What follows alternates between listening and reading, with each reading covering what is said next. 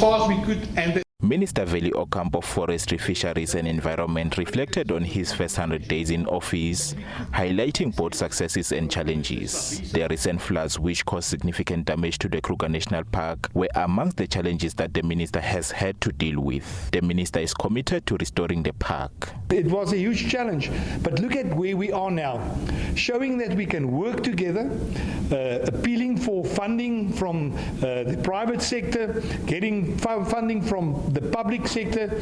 We are at a place where several of the camps that were affected by these floods have already reopened.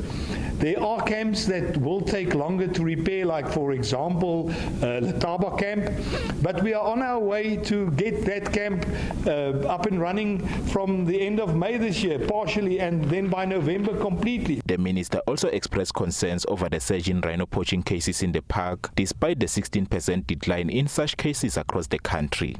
Last year in Mozambique, they had the unrest just after the elections, and we immediately saw a spike in the poaching events that took place. We also saw it a little bit less this year, but we saw it after the floods. Right after the floods, the rivers prohibited access. But when the rivers subsided a bit and we had roads that we could not access, we saw an increase in the attempts of poaching. Minister Aucamp has called for a collective effort in the fight against rhino poaching. We are also working with Interpol and other organizations worldwide to assist us so that we can eradicate these syndicates.